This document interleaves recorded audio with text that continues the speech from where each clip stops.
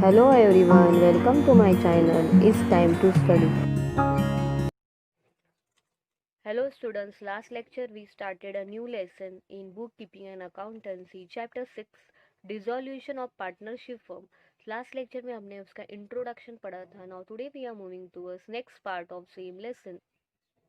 Today we are going to study procedure of dissolution along with the accounts we open in dissolution. So let's move towards our next part of the same lesson. Accounting treatment और settlement of account on dissolution of firm. अगर कोई firm dissolve होता है तो सबसे पहला क्या करना पड़ता है, हमें जो भी असेट्स है वो सेल करना पड़ता है, because it is our duty whenever we are shut down any business. कोई भी बिजनेस शट डाउन होता है, क्लोज होता है, so whatever liabilities that is loan and all we have taken from outsiders, it is our duty that हमें वो पहले pay करना पड़ता है। So it is our duty. तो हम कहाँ से पे करेंगे? Whatever assets we are having in a business that we will realise, मतलब सोल्ड करेंगे और उसमें से जो भी पैसा आएगा वो हम पहले लाइबिलिटी को पे करेंगे। तो सब मिलके अपने जो भी असेट्स है वो सेल करना है and we have to pay the liabilities. So assets are realise and proceeds from it, मतलब जो भी पैसा आएगा उसमें से are to be paid for liabilities of partnership firm. जो भी उनकी लाइबिलिटी होती है पार्टनरशिप फर्म की, उनकी ड्यूटी है वो उनको पे करना ही पड़ेगा। So according to Indian partnership act 1932 section 48 क्या बोलता है? Section 48 says that liabilities are paid as per the order given below. Liabilities में भी ऑर्डर वाइज हमें लाइबिलिटीज पे करना है। पहला क्या पे करना होता है? ऑलवेज हमें रियलाइजेशन मतलब डिसोल्यूशन के जो भी एक्सपेंसेस होते हैं वो हमें ऑलवेज फर्स्ट पे करना है। उसके साथ सेकेंड हमें क्या पे करना है? थर्ड पार्टी मीन्स आउटसाइडर से जो भी हमने लोन लिया है, who are the outsiders such as creditors, bills payable, bank overdraft, loan लिया होगा अगर bank and others financial institution से, आउटस्टैंडिंग एक्सपेंसेस हमें भरना है एंड ऑल, वो हमें पहले पे करना है। तो पहले डिसोल्यूशन एक्सपेंसेस, उसके बाद other liabilities that is third party liability, उसके बाद आफ्टर पेइंग ऑल आउटसाइडर्स की लाइबिलिटी पे किया, फिर अगर कुछ भी पैसा बचा है, if any surplus cash available, that is if money is remaining to be paid for loan given by partners to the firm, फिर जो पार्टनर ने कोई लोन दिया होगा फर्म को तो उनको पहले पे कर लो। If all partners loan are not fully repaid due to insufficient funds, they are entitled to share proportionately. सभी all the partners loan are not fully repaid, partner का लोन, सभी पार्टनर्स को अपना लोन का पैसा नहीं मिला बिकॉज फंड्स नहीं है, तो उस केस में फिर क्या होगा? They are entitled to share proportionately, उसको रेशियो में बांटो, फिर सबको नहीं मिलेगा ना पैसा, इसलिए पार्टनर का जो लोन है वो रेशियो वाइज डिवाइड करो। If still surplus cash remain, loan and all पे करके भी अगर कैश बचा तो फिर वो प्रॉफिट डिस्ट्रीब्यूट होगा between all the partners in their profit sharing ratio. तो समझा, जब डिसॉल्व होता है तो पैसा का डिस्ट्रीब्यूशन कैसे करना पड़ता है? सबसे पहला assets will be realise and liability will be paid. In that case जो भी पैसा आएगा असेट्स में से पहली लाइबिलिटी कौन सी पे होगी? Dissolution expenses, after that third party की liability, after that partners loan if it is there and all partners is not getting the money, so loan will be divided into ratio and then it will be given to the partner, proportion जिसको बोलते हैं। और उसके साथ the cash remaining after paying the loan also cash is remaining in hand, in that case what will be there? That money which is remaining in the hand of the partners will be distributed in them in their profit sharing ratio। जो भी बचा है पैसा वो उनके profit sharing ratio में हम distribute करेंगे। नेक्स्ट पार्ट पे आते हैं अकाउंटिंग प्रोसीजर। सो अकाउंटिंग के प्रोसीजर्स क्या होते हैं? डिसोल्यूशन की जो होता है वो टू पार्ट्स में डिवाइड होता है, that is a two parts, simple dissolution and dissolution under insolvency situation. Simple मतलब all partners are solvent and insolvency situation में भी दो पार्ट्स होते हैं, वन पार्टनर इज इंसॉल्वेंट भी हो सकता है या फिर all partner. What is the meaning of insolvent? Insolvent मतलब ऐसी सिचुएशन जहाँ पे कोई पार्टनर होगा, उसके पास लाइबिलिटीज ज्यादा है, उसका कर्जा ज्यादा है और उसका असेट्स कम है। वो इस केस में कोई एक पार्टनर का कर्जा ज्यादा हो सकता है या all the partners are insolvent. So this is a second step. So first simple dissolution and second is dissolution under insolvency situation. So first is simple dissolution, well all the partners of a firm are solvent, मतलब जब सभी partner solvent है, they decided to dissolve their firm due to any other reason, कोई और reason से वो dissolve कर रहे हैं, all partners are solvent but they are decided that वो डिसॉल्व करना चाहते बिकॉज कुछ डिस्प्यूट्स होगा, कन्फ्लिक्ट है, झगड़े है कुछ या एनी अदर रीजन से अगर फर्म को डिसॉल्व करना चाहते उसको सिंपल डिसोल्यूशन बोलते हैं। सेकेंड जो होता है इंसॉल्वेंसी, मतलब जब firm insolvent. Insolvent means all the partners are not having more assets, they are having less assets and liabilities more, उसको insolvent situation होते हैं. बट यहाँ पे सिंपल डिसोल्यूशन में क्या होता है, ऑल पार्टनर्स आर सॉल्वेंट, उनके पास असेट्स है पर दूसरा कोई रीजन से अगर वो फॉर्म को डिसॉल्व कर रहे हैं, it is called as for simple dissolution. So simple dissolution में हमें कौन से अकाउंट्स ओपन करने पड़ते हैं, realisation account first, second partners capital account, third current account. अगर दिया है कैपिटल मेथड फिक्स है बट करंट अकाउंट अगर मेंशन है क्वेश्चन में तो current account, fourth partners loan account if necessary अगर दिया होगा तो, और fifth is cash and bank account. So maximum कितने आ सकते हैं, 5. Realisation account, partners capital account, partners current account, partners loan account and cash and bank. Current account if it is given then only we have to take, and loan if it is given partner का loan दिया होगा question में तो ही loan का laser बनाना है, account बनाना है, otherwise नहीं. Cash and fifth is cash or bank account. So this is the simple dissolution steps in which we have to draw the following account. Following accounts are open. So एक एक पढ़ेंगे. First is realization. हम पहला पढ़ते हैं realization account. So realization account मतलब nominal account होता है in which nominal account का रूल सबको पता है, debit all expenses and losses, credit all gains and profit. That is income gains and profit. So यहाँ पे जो रियलाइजेशन अकाउंट होता है उसमें सबसे पहला स्टेप हम क्या करते हैं, all assets and all third party liability को हम ट्रांसफर करते हैं. सो हम असेट्स और लाइबिलिटी को ट्रांसफर करते हैं. What is the meaning of realisation? Realisation is the process of converting assets into cash. हम असेट्स को जब कैश में कन्वर्ट करते हैं सेल करके, उसे क्या बोलते हैं हम, रियलाइजेशन. सो यहाँ पे assets realise are credited because हम असेट्स सोल्ड करते हैं.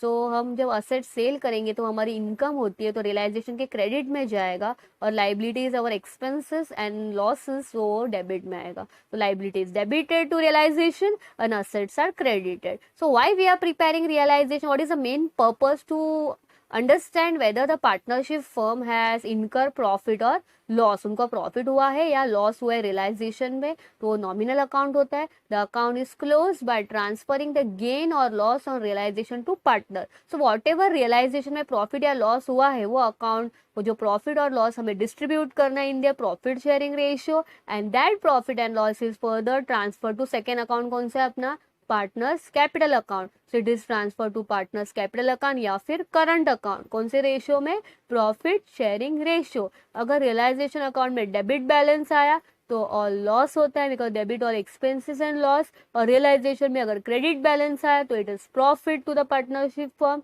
Because credit all income and gains. So first account is called as what, realisation.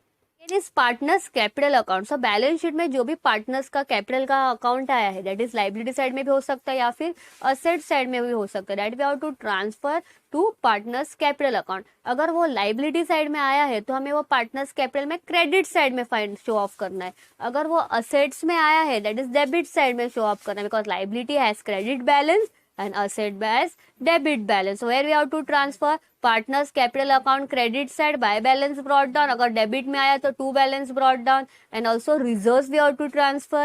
या फिर profit and loss होते हैं accumulated. अगर profit and loss assets में आया है तो debit में हमें transfer करना है क्वेश्चन में. अगर profit and loss liability में आया है तो credit में हमें transfer करना है partners capital account में. After making all the adjustment, जो रियलाइजेशन का भी प्रॉफिट लॉस आया वो भी हमारा पार्टनर्स कैपिटल में जाएगा. And then after making all the adjustment partners capital account we have to close and we have to find the amount due from partner. The accounts are close from all the partner and after the partner receive cash और pay cash. तो फिर वो पैसा देखेंगे कि partners को cash मिल रहा है या पार्टनर्स को कैश पे करना है. There is having excess cash और there is a shortage of cash. Account close करके पता चलेगा. So and the balance of capital will go further to the next account, that is वो cash में भेजा जाएगा. तो अगर करंट अकाउंट होगा तो सारे एडजस्टमेंट्स अगर कंप्लीट कर दिया कैपिटल अकाउंट में, फिर उसके बाद अकाउंट क्लोज करना है and then we have to find the cash. Partner is going to receive the cash और पे द कैश. जो भी अकाउंट क्लोज करेंगे और उसमें जो भी बैलेंस आएगा, एक तो टू कैश आ सकते हैं तो by cash. So now is third partners current account. So current account is prepare जब अकाउंट ओपन करने बोला होगा क्वेश्चन में, तो all the partners current account is open when fix capital method is given. Question में अगर बोला होगा fix capital method, then we have to open a current account. Current account को भी सेम होता है, डेबिट बैलेंस भी हो सकता है, credit balance. We have to check the balance sheet. Question, it is balance sheet liability side it is current account, then it has a credit balance. Balance sheet asset side the current account is, then it has a debit balance. We have to transfer the balance into current account. At the end closing balance of current account are transfer to capital account. तो जो भी current account का जो भी balance होता है उसे हमें कहाँ ट्रांसफर करना होता है, पार्टनर्स के कैपिटल अकाउंट में. So current account balance goes to capital account and capital account का बैलेंस कहा जाता है कैश में.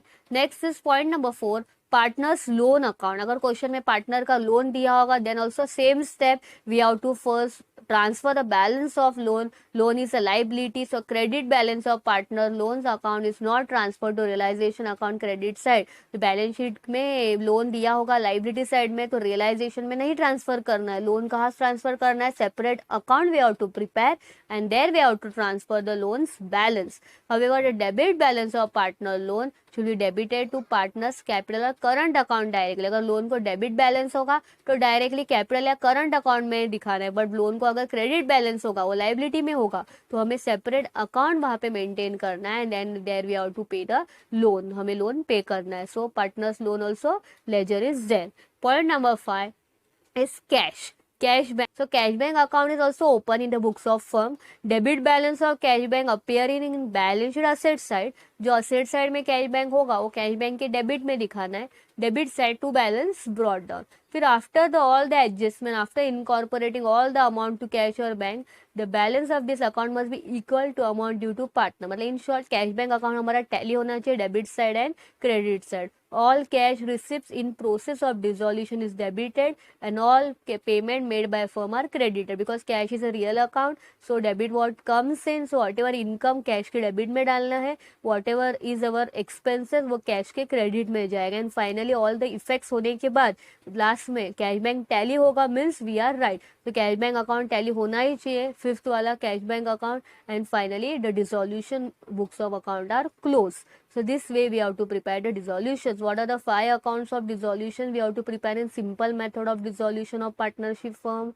First is realization, partners capital, partners current, partners loan, cash bank.